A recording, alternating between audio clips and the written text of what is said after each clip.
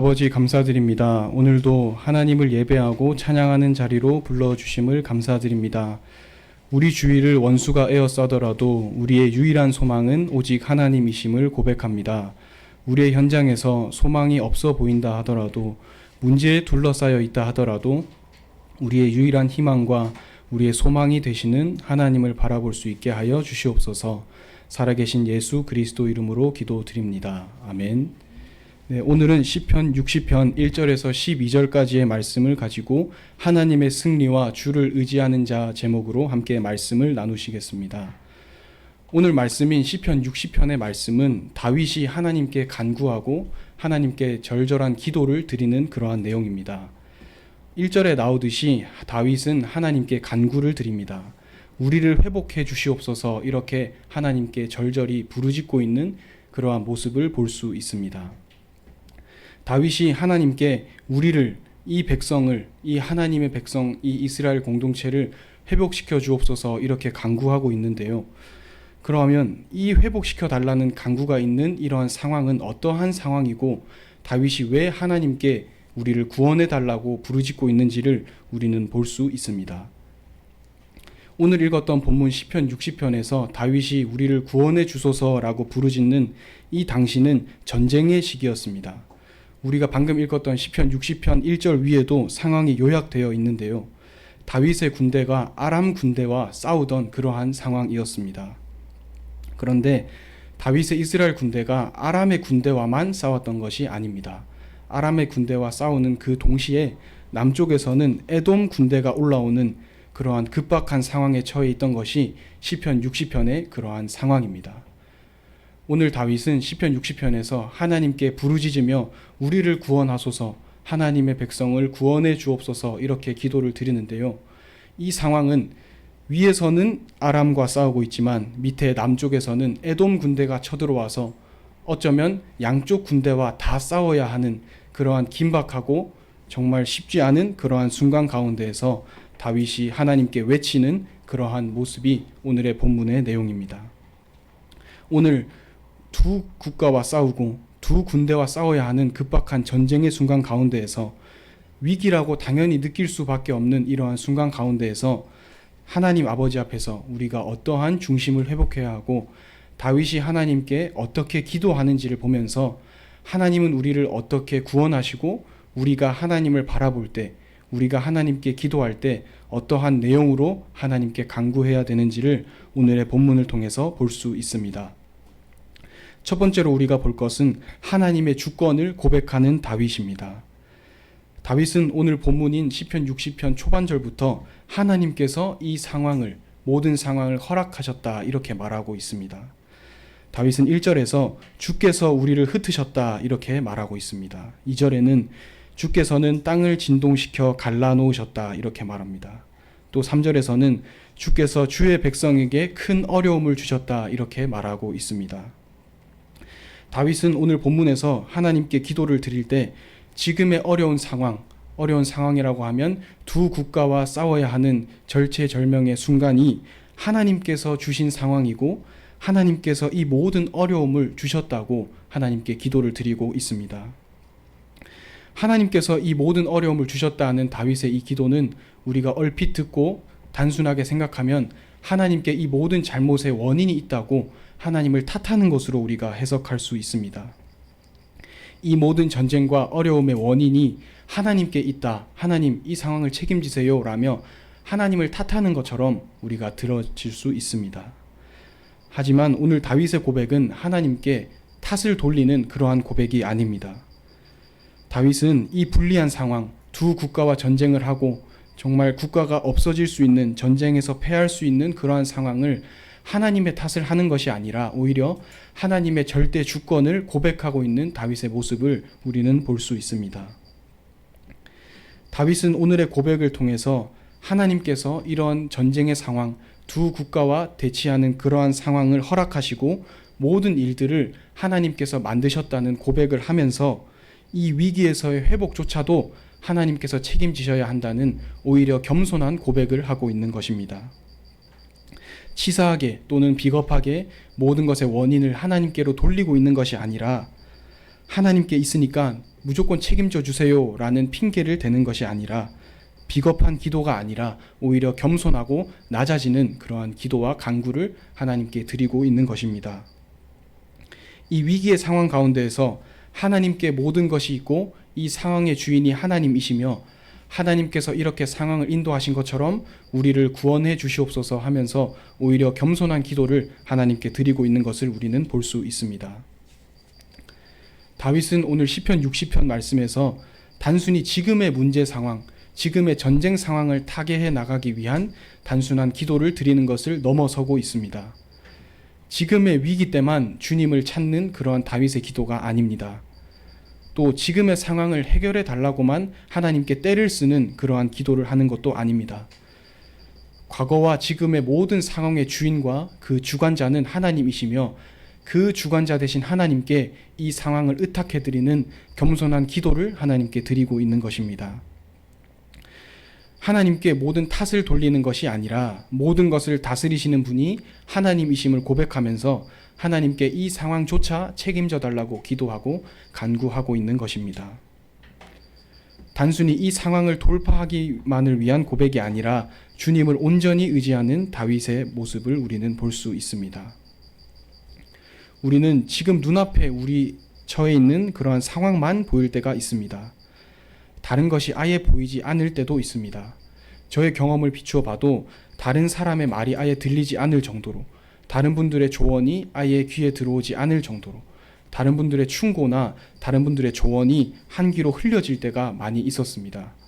그 정도로 나의 문제가 심각하다고 생각하고 이 문제는 정말 위험한 문제다라고 생각했던 그러한 때가 있습니다. 우리가 우리 자신의 모습과 우리 현장에서 처한 그러한 상황들을 보고 이거는 정말로 심각하다고 생각해서 이 문제를 무조건 돌파해야 된다라고 느낄 때 우리는 다윗의 고백을 기억하고 다윗이 어떤 기도와 어떤 간구를 했는지를 우리는 기억해야 할 것입니다.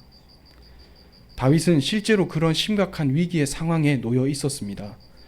두 국가 사이에 끼어서 정말로 패배할 수도 있는, 패전할 수도 있는 그러한 위기의 상황에 처해 있었습니다. 그러한 상황 가운데에서 다윗은 고백합니다. 하나님께서 이렇게 우리를 인도해 오신 것처럼, 여태까지 우리를 인도해 오신 것처럼 지금 이 순간에도 우리를 구원해 주실 것을 믿습니다. 이렇게 고백하고 있습니다.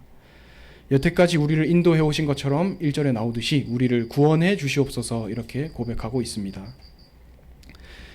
하나님께서 여태까지 인도해 오신 것처럼 우리를 세밀히 인도해 주옵소서 이렇게 고백하면서 하나님의 주권 아래에서 이 일들이 하나님의 선하신 뜻 아래에서 이루어질 것임을 분명히 믿고 고백하고 있는 다윗의 모습을 우리는 볼 수 있습니다. 우리의 쉽지 않은 현장 가운데에서 정말 이거는 문제가 맞다고 확신이 드는 상황 가운데에서 우리는 이 다윗의 고백을 믿고 이 다윗의 고백을 우리의 현장에서 고백해야 할 것입니다. 우리가 두 번째로 볼 것은 전능하신 하나님에 대한 것입니다. 하나님께서는 우리가 앞에 보았듯이 다윗이 우리를 구원하소서라는 큰 울부짖음을 듣고 이렇게 대답을 하십니다. 다윗에게 하나님 자신이 누구신지에 대해서 설명하고 계십니다. 6절에 보면 세겜을 나누시는 하나님 이렇게 되어 있습니다. 또 숫곳 골짜기를 측량하시는 하나님 이렇게 되어 있고, 길르앗, 므낫세, 에브라임, 유다, 모압, 에돔 이것이 모두 다 주님의 것이다 이렇게 말씀하고 계십니다. 이 하나님께서 이렇게 나열하신 길르앗과 므낫세, 에브라임, 유다, 모압, 에돔 이것은 지형적인 특징을 본다면 하나님께서 어떤 말씀을 하고 계시는지를 알 수 있습니다. 세겜은 북이스라엘의 중심지였습니다. 또 숫곳 골짜기는 요단강 동쪽에 있는 곳이었고, 길르앗은 요단강의 산악지대에 있었습니다. 그리고 므낫세는 요단 양쪽에 있었고, 에브라임은 요단 서쪽에 있었습니다. 그리고 남쪽에 유다, 사해 동쪽에 모압과 에돔 이렇게 되어 있습니다. 하나님께서는 이 이스라엘 근처의 지형을 언급하시면서 한 문장으로 요약한다면 이 근처의 모든 국가가 다 하나님의 손 안에 있다는 것을 이 다윗에게 분명히 말씀하고 계시는 것입니다. 이 이스라엘 근처의 모든 국가가 다 여호와 하나님의 것이라고 말씀하고 계시고 다 하나님의 손 안에 있다고 하나님께서는 다윗에게 말씀하고 계십니다. 하나님께서는 하나님의 택하신 백성, 그 이스라엘의 근처를 둘러싸고 있는 모든 강대국과 그 나라들이 다 하나님의 것이다, 이렇게 다윗에게 말씀하고 계십니다. 우리가 앞서 보았듯이 이 시편 60편의 말씀은 아람과도 싸워야 하고 밑으로 치고 올라오는 에돔과도 싸워야 했던 그러한 상황이었습니다. 다윗은 이러한 급박한 일촉즉발의 상황에서 하나님께 기도를 드리면서 이 전쟁의 상황, 반드시 승리해야 하고 반드시 이겨야 하는 이러한 상황에서 우리를 구원해 주소서, 이렇게 1절에 하나님께 기도를 드립니다. 하지만 하나님께서는 그 두 국가들 뿐만이 아니라 너희를 둘러싸고 있는 모든 국가들이 다 내 손 안에 있다, 이렇게 말씀하고 계십니다. 다윗은 그 위기의 상황에서 그 두 국가의 전쟁을 이기기 위해서 하나님께 기도를 드리지만 하나님께서는 그 아람과 에돔은 당연하고 그 주위의 모든 국가들이 다 내 손 안에 있다, 이렇게 다윗에게 선포하고 계시는 것입니다. 우리는 이 하나님의 말씀에서 큰 위로와 희망을 찾을 수 있습니다. 우리는 우리 눈앞에 있는 하나의 문제를 가지고 기도할 수도 있고 두 가지의 문제를 가지고 기도할 수도 있지만 하나님께서 우리에게 음성을 들려주실 때, 우리에게 역사하실 때에는 그 기도하는 문제뿐만이 아니라 그 모든 것이 다 하나님의 손에 있으며 그 주위의 모든 것이 다 하나님의 절대적인 주권 아래에 있음을 우리는 기억해야 하는 것입니다. 우리가 기도를 하든 아니면 생각지 못해서 기도 제목에 넣지 못하든 간에 하나님께서는 우리와 관련된 모든 것을 이미 다스리고 계시고 이미 선하게 인도하고 계심을 오늘의 본문을 통해서 하나님께서는 말씀하고 계십니다. 우리의 현장에 오늘 다윗이 처해 있는 어려움과 같은, 강대국과 같은 여러 어려움이 있을 수 있습니다.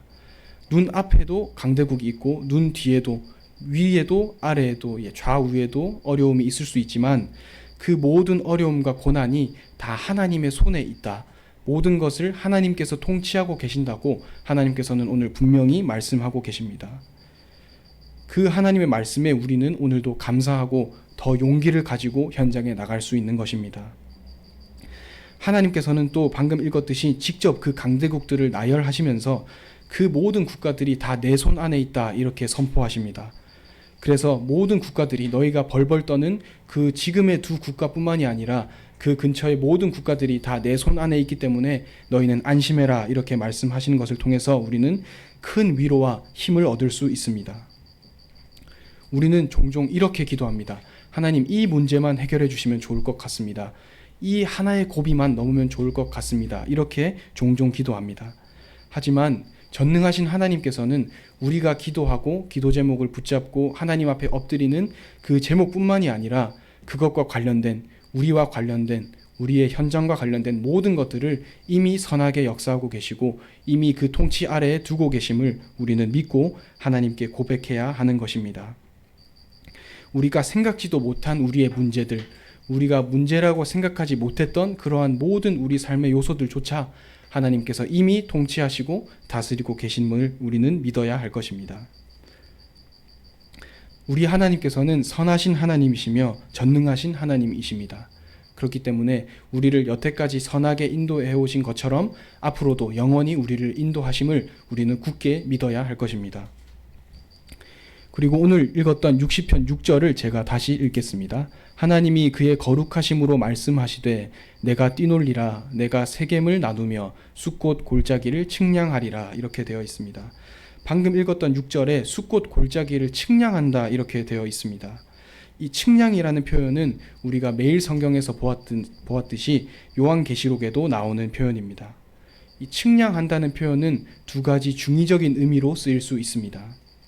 하나님께서 하나님을 대적하고 하나님의 자녀들을 핍박하는 그 악인들을 측량하셔서 심판하신다는 의미로도 쓰일 수 있고, 그와 동시에 반대 의미로 하나님의 백성들을 측량하시고 계수하셔서 구원하신다는 그러한 의미로도 쓰일 수 있습니다. 하나님께서는 숫꽃 골짜기를 측량하신다는 이 말씀을 통해서 악인을 심판하심과 동시에 하나님의 백성들을 그 악에서 구원하실 것임을 분명히 오늘 말씀하고 계십니다. 악을 무찌르시고 그와 동시에 하나님의 자녀들을 분명히 지키시는 하나님이심을 오늘 본문에서 하나님께서는 분명히 말씀하고 계십니다. 오늘 12절에서는 다윗이 마지막으로 이 시편 60편을 요약해서 하나님께 고백을 드리고 있습니다. 12절에 우리가 하나님을 의지하고 용감하게 행하리니 이렇게 하나님께 고백을 드리고 있습니다. 다윗은 이 시편 60편 전반에 걸쳐서 하나님께 겸손한 고백과 겸손한 기도를 드립니다.